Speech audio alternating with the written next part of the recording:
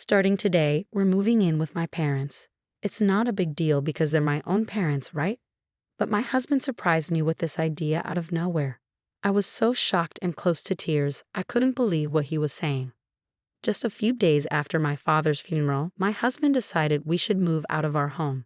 It was a shock because my emotions were still raw from saying goodbye to Dad. He didn't seem to understand my grief and chose our new place without asking how I felt. Surprisingly, it was a villa my father had left me.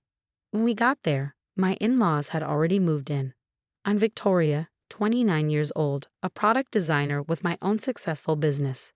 Matthew and I have been married for 5 years. My career is going great, and I'm financially stable enough to own our apartment. Throughout our relationship, my husband felt insecure because I earned more than him. Instead of being happy for me, he saw it as a competition, acting immaturely and choosing rivalry over support. I had hoped for his understanding during this tough time, but instead, our new home felt like a battleground of emotions.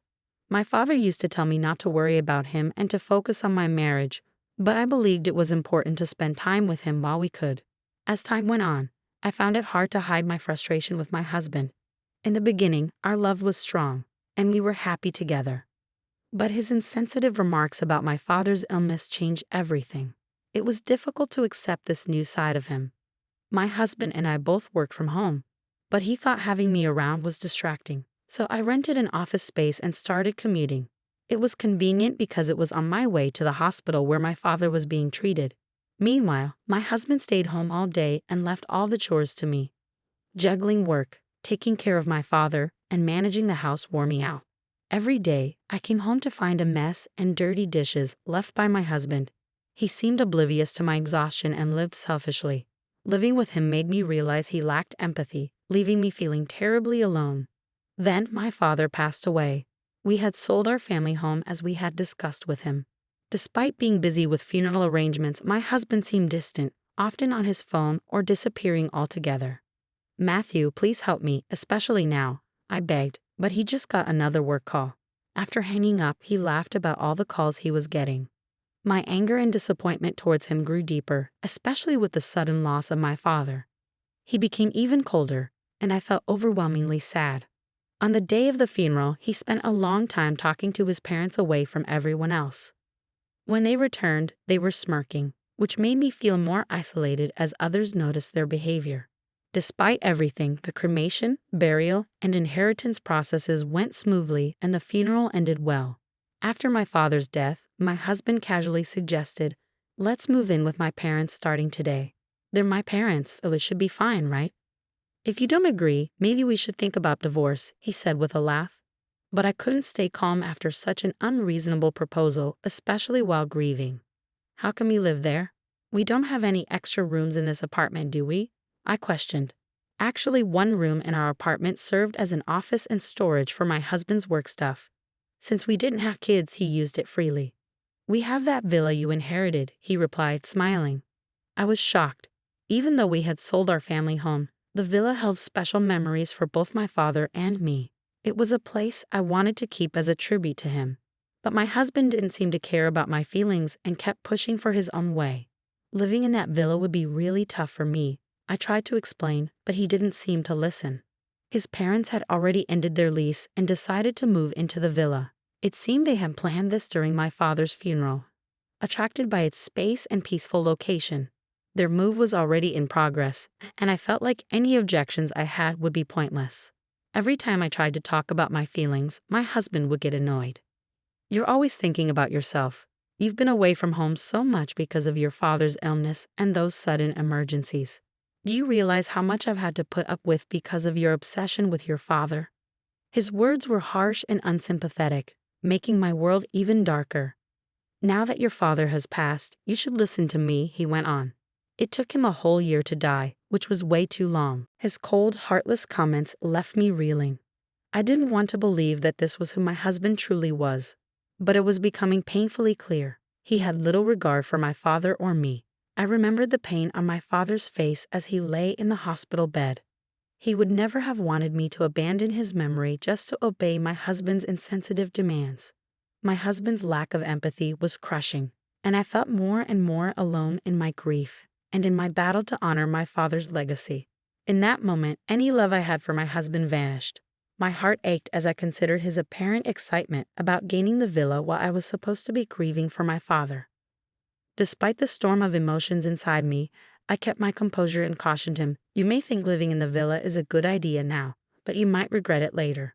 He seemed determined, so reluctantly I agreed to his plan. Taking only a few essentials, I left our home. My husband looked puzzled by my sparse belongings, but I simply told him, "I'll get the rest later." Honestly, I had no desire to say another word to him. It hurt to face my in-laws, who seemed to have eagerly awaited my father's death and were now moving into the villa with enthusiasm. I followed my husband in silence. The one thing I couldn't bear was the thought of my beloved place being subject to his whims. The villa, a single-family home near the sea, sat in an average neighborhood but was still conveniently close to the city center. Its land held great value. Stepping out of the station, memories of my childhood flooded back. My mother was alive then, and I remembered my father carrying me home on his back after I fell asleep on the train. Arriving at the villa, I found my in-laws already inside. Suspicion crept in. It seemed my husband had secretly given them a key without telling me. This realization made me even more uneasy. The fact that my in-laws had planned their move without consulting anyone only added to my distrust. As I looked around, as I watched my in-laws, I could see the excitement in their eyes as they imagined their new life in our family home, the villa. It was filled with sturdy furniture carefully chosen by my father, with eclectic European-style furnishings likely picked out by my mother, each piece holding sentimental value. Yet, they seemed oblivious to the true beauty of the villa. "Isn't it perfect? Goodbye cramped apartment living. We're blessed to call this place home now," they exclaimed. The view from the second floor was truly breathtaking. It reminded me of my father's quiet pride in this special place, a stark contrast to my in-laws' insensitive excitement. Amid their excitement over what they dubbed the marvelous House of Secrets, my husband and his parents' enthusiastic comments only grated on my nerves. It seemed they were completely ignoring the emotional weight of my father's passing, treating the villa as nothing more than a fortunate inheritance. The location and the house are both flawless. "We're lucky your father left us this magnificent villa. We owe him our thanks," my husband remarked thoughtlessly, sharing laughs with his parents as they cracked open beers to celebrate their new living situation. As I prepared snacks for them, cherished memories of moments spent with my parents around the dining table felt overshadowed and tainted by the current atmosphere. I chose to bury my emotions and soldier through the night. The next morning, the mood was abruptly shattered by my mother-in-law's piercing scream echoing through the villa. As I hurried to see what had happened, I found her on the bathroom floor, gripping her foot with a panicked expression. "The floor just gave way under me," she gasped, still shaken from the shock. My husband and father-in-law looked puzzled. "The floor seems fine. You probably just slipped," they suggested casually, brushing off her concerns. They examined the area she pointed to, but the floorboards appeared smooth and perfectly aligned. However, she insisted, "I'm certain the floor collapsed." As they continued their cursory inspection, I intervened. "Have you tried stepping on that slightly different colored part of the floor?" I asked, surprised. They all focused on the spot I indicated. Stepping forward, I pressed down on the discolored section with my slippered foot, and immediately the floorboard made a distinct sound and slightly sank. But the moment I lifted my foot, it snapped back into place. "What was that?" they exclaimed simultaneously. If someone stepped on it without knowing, they'd think a floor had collapsed. "Look, the floor sinks a bit." "It's like a trap," I clarified. "That's dangerous. Is there something wrong with this house?" They reacted, suddenly concerned. Their previous disregard for the sentimental value of the villa to me seemed momentarily forgotten as they faced the unexpected reality of its physical quirks. I calmly explained the situation, and they all looked at me with surprise and skepticism. "It's not a flaw," I assured them. "My father deliberately installed these features. This house is what you might call a mechanical mansion or a trick house." "Why would he do that?" they asked, perplexed. "Well, my father was a huge fan of ninjas. He invested a lot of time and money in this villa, which was not only his pride and joy, but also a showcase of his creativity," I explained. "As a child, I often came here while he worked on the house's mechanisms or added new ones. That's why the villa is full of traps and clever contraptions, like a shelf you shouldn't touch, a floorboard that drops when stepped on, a door that only opens in a specific sequence, hidden doors, and even secret rooms. This house is a reflection of my father's dreams and his inventive spirit developed over many years. Of course, this place is familiar to me, having visited since childhood and learned from my father how to navigate all these traps. I have no trouble with them. But it's a different story for my husband and in-laws who are unfamiliar with it. I warned you that living in this villa would be challenging. I also mentioned it's a place filled with my father's memories. My father's fascination with ninja gadgets was widely known among our relatives. What surprised me was that my husband and his parents had been oblivious to it. At first, my husband claimed he hadn't heard about it, but now he was speechless. My in-laws were equally taken aback by this revelation. With our apartment lease already canceled and nowhere else to go, they looked to my husband for guidance.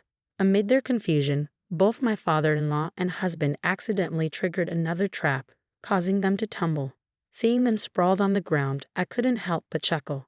"Feel free to stay as long as you like," I said, my tone more sarcastic than sincere. They had been enchanted by the villa's luxury, ignoring my warnings and showing no interest in my father's hobbies. Now their oversight was catching up with them.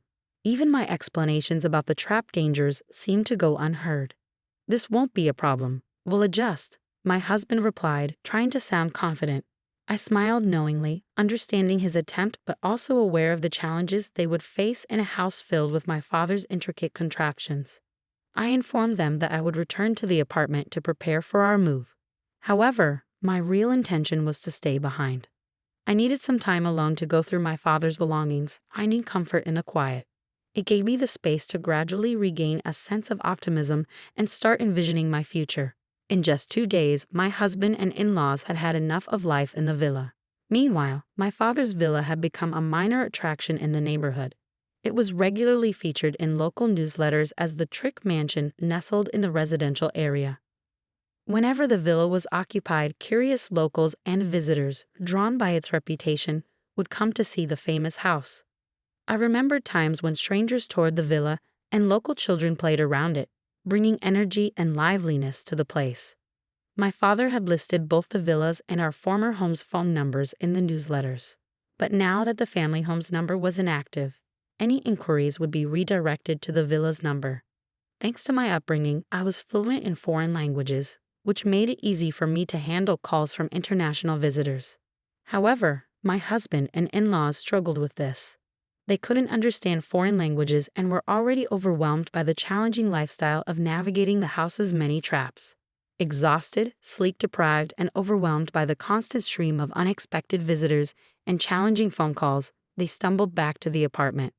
"Why don't we all just live in this apartment together? Consider it," they suggested, desperate to escape the villa. They had eagerly anticipated inheriting the villa after my father's passing. But ironically, they couldn't handle living there for even 2 days. Instead of offering them tea, I handed my husband the divorce papers already filled out and stamped. "There's no way we can live together. If you understand, please leave quickly," I explained with a heavy sigh. I couldn't forgive him for his insensitivity and the way he had dismissed my feelings without discussion or explanation. He had unilaterally decided we would live with his parents. He had never shared household responsibilities with me before and had comfortably left them all to me. During our time at the villa, I felt trapped and overwhelmed, yet he seemed completely indifferent to my struggles. Facing my husband and his parents in our apartment, I realized I couldn't continue living with someone so self-centered. His actions had spoken louder than any promises he could make. "What's going on? You used to love me, right?" he asked, puzzled by my cold demeanor. I couldn't help but scoff at his naive question. How can I love someone who secretly wished for my father's death and celebrated when he passed? I replied, my voice steady and unwavering.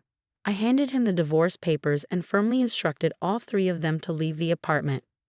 "First of all, this is my apartment. If anyone should leave, it's you," I asserted. When my husband raised his voice, disregarding the disturbance it caused our neighbors, I reminded him calmly, "Victoria, I'll call the police for trespassing if you don't leave quietly. Remember, this apartment is in my name."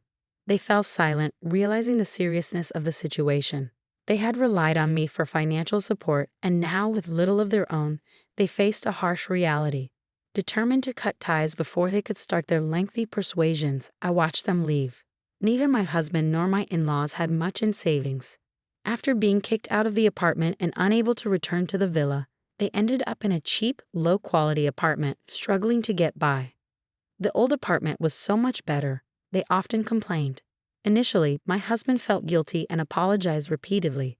However, as time passed, his guilt turned into resentment towards his parents. Because of their age, they didn't work much, and their attempts were short-lived. Eventually, they used up all their savings and pension. The constant arguments drove a wedge between them as a family. The thin walls of their new apartment barely contained their daily disagreements. Even when they received noise complaints, they refused to apologize. Instead, they responded with hostility, making themselves unpopular with the neighbors.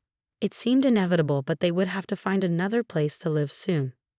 My husband, who had once enjoyed the convenience of working from home, now found himself in a cramped space with no proper workspace. This severely impacted his ability to focus, and as a result, his reputation and sales suffered. He struggled to make ends meet with a late-night job at a convenience store and was considering taking on multiple part-time jobs just to get by. In moments of clarity, my in-laws realized that letting their son make decisions for them had been their biggest mistake. During their frequent arguments, they blamed the villa's traps and each other. "If you had been more responsible, we wouldn't be in this mess," they would argue, pointing fingers but never acknowledging their own roles in their downfall. After the divorce, my career as a product designer took a significant leap forward. To cope with the grief of my father's passing and the chaos that ensued, I poured my creativity into designing with a unique twist, incorporating ninja-inspired elements inspired by my father's interests. I shared these designs on social media, where they quickly gained popularity. To my surprise, a major cosmetics company reached out, intrigued by my designs. They wanted me to create packaging with an Asian flair, incorporating ninja themes. Embracing the project, I saw it as a way to honor my father's memory. It turned out to be a huge success, propelling my career to new heights. I found solace in sharing updates at my parents' graves, telling them about my achievements and how their legacy continued to inspire my work. I decided to keep the villa, transforming it into a unique mechanical house filled with memories of my father. I organized tours and made slight adjustments to ensure it was safe for visitors, allowing locals and tourists to explore and enjoy it for free. Before long, the house garnered significant media attention. The income from this exposure was invaluable, helping to cover its maintenance costs. Moreover, articles about the house were translated into different languages, garnering support from international fans, including elderly enthusiasts who shared my father's passion for ninjas. I devoted myself to maintaining this enchanting place. The mechanical house buzzed with activity, especially popular among local children. "Is this the famous mechanical house? Where are the tricks? Show us," they'd eagerly inquire. With the help of local volunteers, we ensured everyone could play safely. Foreign tourists, in particular, were captivated by features like the hidden floorboard and secret doors. While losing my father and the upheaval of inheriting the villa led to my divorce, the gains have outweighed the losses. The villa has evolved into a treasure trove of memories that I now share with loved ones and visitors alike. It has also sparked a personal transformation, propelling me forward with renewed optimism and hope.